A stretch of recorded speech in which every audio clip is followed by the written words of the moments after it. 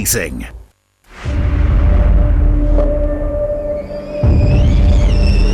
A 15th Dakar title is off the table for Stefan Petterhansel.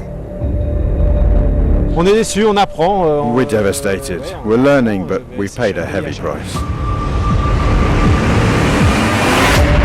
Some of the biggest favourites in the bikes have lost a huge amount of time. I mean, honestly, I feel like my rally is over.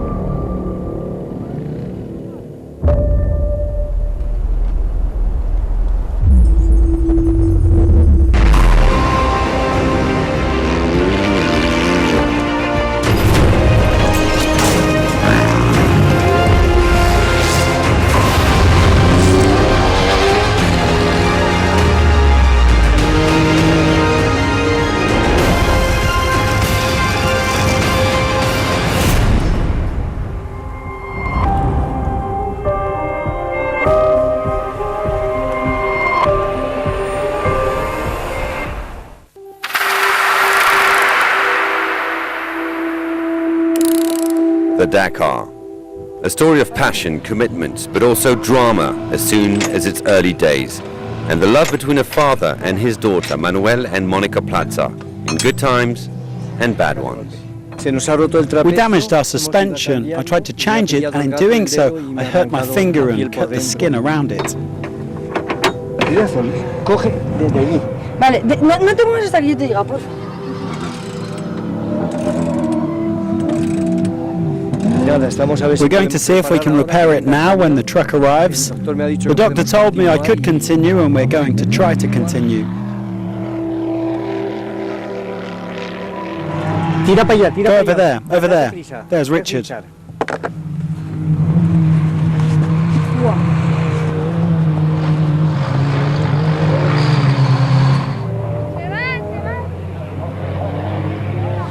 See if you can go with the car. Ask them if they can take you over there.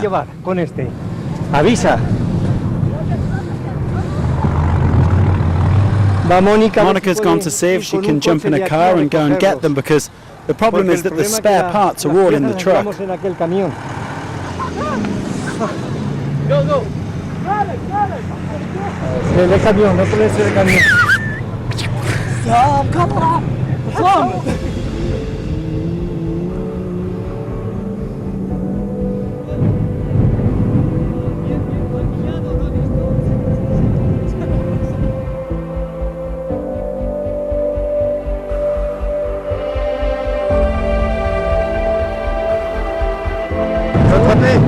Yes, yeah, she's managed to get to them.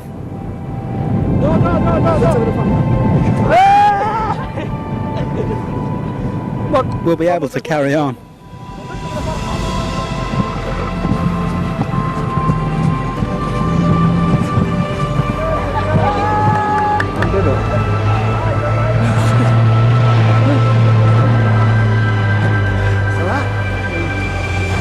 I broke down over there and I went to repair. Here, I broke the front suspension. Okay.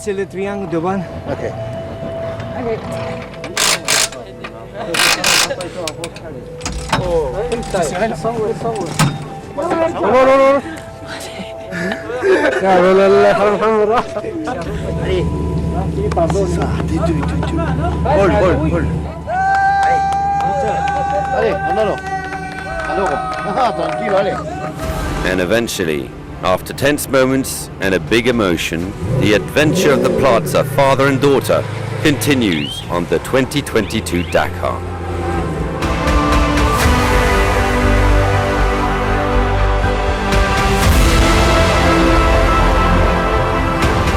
Meanwhile, in the truck race, there was quite a fright for Albert Llovera. The Spaniard who lost the use of his legs after an accident several decades ago rolled his Iveco. Okay.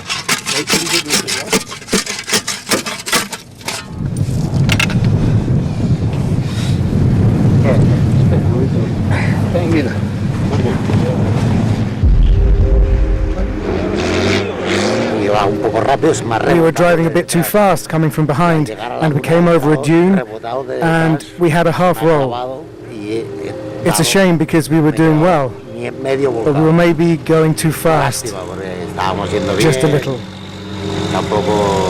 I don't know. Demasiado rápido, pero tampoco no mucho. No sé.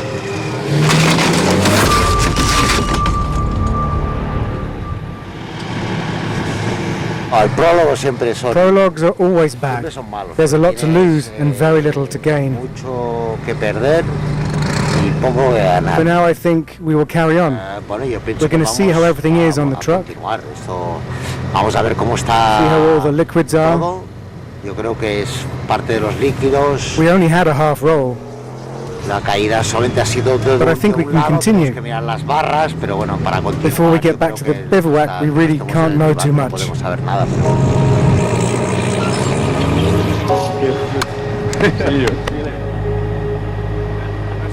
Venga.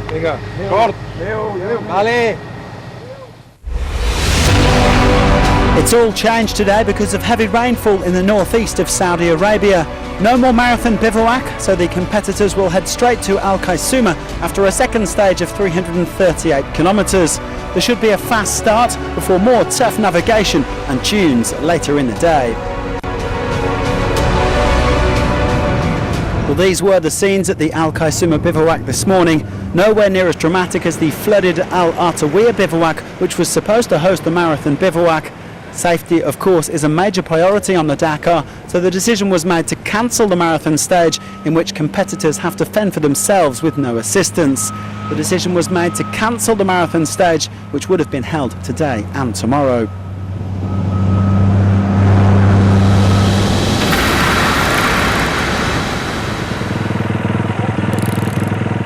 There was maybe a little less pressure on the bikers this morning then as they prepared to get underway. They could perhaps afford to take a couple more risks with their machines than they would be able to on a marathon stage. But then again, they still had to deal with some tricky weather conditions.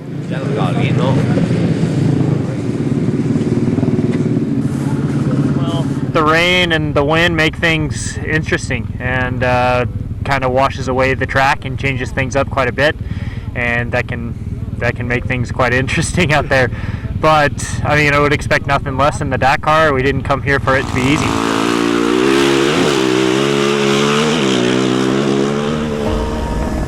Now, MotoGP star Danilo Petrucci has been making his Dakar debut this year, but unfortunately the Italian has had to bow out today because of mechanical issues. Petrucci was given the opportunity to discover Rally Raid with the support of the official KTM team. He's been training with the likes of Kevin Benavides, Toby Price and Matthias Wagner, and learning the roadbook with their team manager Jordi Villadoms. So game over for him today, but you can almost guarantee that he'll be back.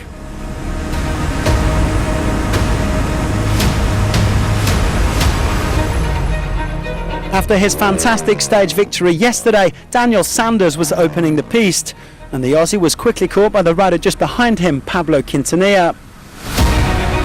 This duo ripped through the first 200 kilometres in spite of some low cloud and tricky visibility, but they then missed a waypoint just after refuelling.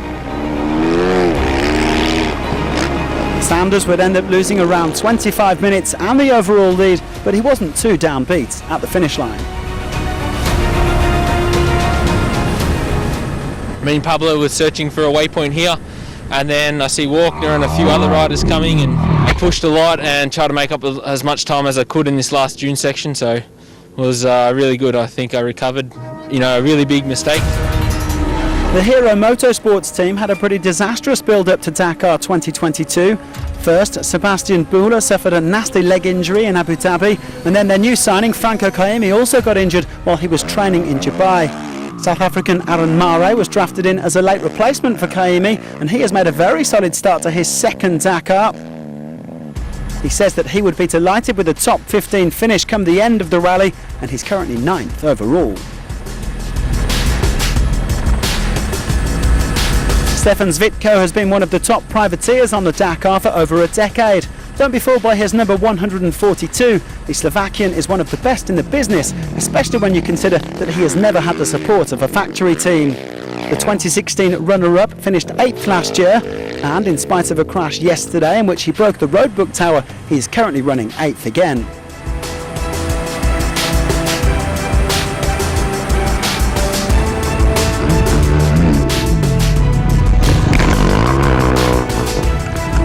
Skylar Howes described this as a really fun stage, especially the fast and rocky opening sections, which were right up his alley. The new Husqvarna factory riders feeling comfortable and confident on the bike, even if today's level 2 dunes were quite physically demanding. He did make a small navigation mistake which stopped him going for the stage victory, but he's in the top 5 overall.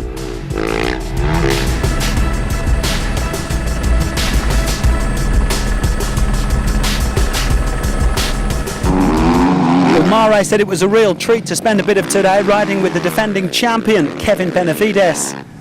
After what he described as a disaster yesterday, the Argentine had a much better day. Even if he said it wasn't too easy pushing in these dunes, he managed to come third on the stage and he closed the gap on the leader to around 20 minutes. That's not too bad when you think that he was 34 minutes back this morning. Benavides just insisting that absolutely anything can still happen between now and Jeddah. Well, 3 of the top riders in the field ended up leading the way in the closing stages. The world champion Matthias Walkner was picked up by Sam Sunderland and Adrian van Beveren, 2 riders who are essentially brothers-in-law. And this trio took turns opening the piste as they surfed their way home over these dunes. Van Beveren loves the navigation side of Rally Raid. He's now up to 2nd overall. And Sam Sunderland is the new overall leader, with an advantage of 2 minutes and 51 seconds. Things looking good for the first British winner of the Dakar. What a start Gas have had to this rally. They didn't quite get the stage win though. That went to Jean Barreda, number 28 of his career, leaving him just 5 off the all-time record held by Stefan Petterhansel and Cyril Desprez. Here is Bang Bang. The Spaniard said that his only option today was to push after yesterday's misadventures, and he made up 20 minutes on the rally lead.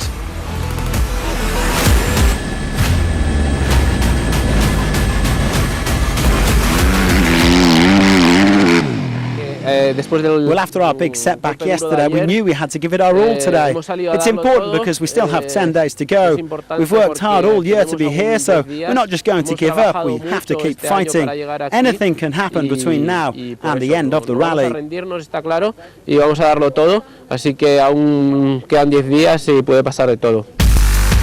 Well, today's results were a timely reminder that on the Dakar, it ain't over till it's over, and we're still very much at the start of this rally. It was a good day too for Joaquim Rodriguez in 6th place.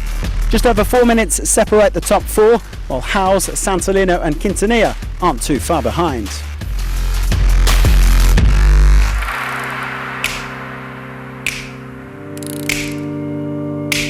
You know, you want to run before you can walk, but you have to really remind yourself in rally racing that you need to walk. He's basically in the deep end and he's going to have to start swimming, but yeah, let's go and try it.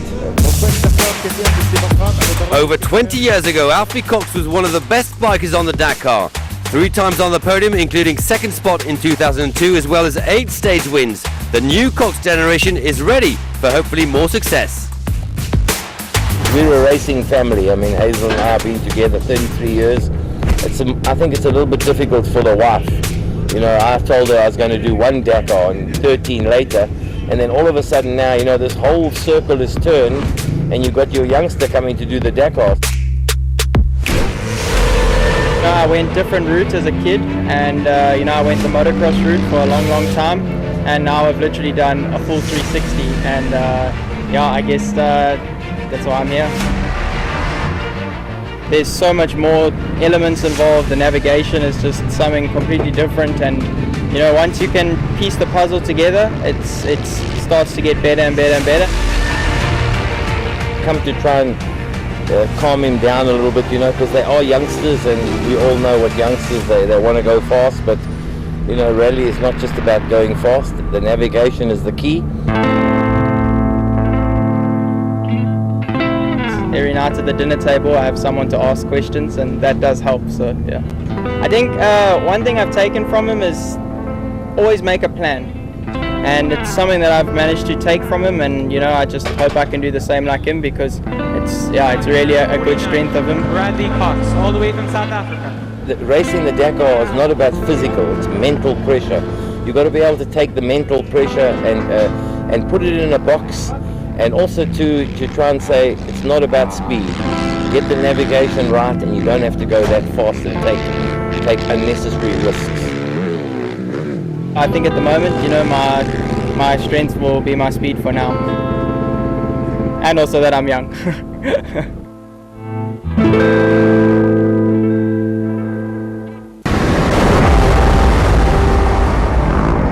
Less than 10 minutes separated the top 3 quads before today's start, with yesterday's winner, Las Viadas Cancius, leading out this morning, of course, but he was quickly caught by Manuel Andújar.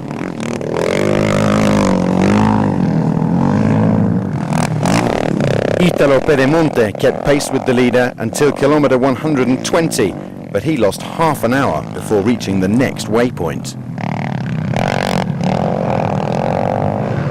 3 is the magic number for Pablo Copetti. 3rd last year, 3rd yesterday, and 3rd overall this morning. Guess where he finished today?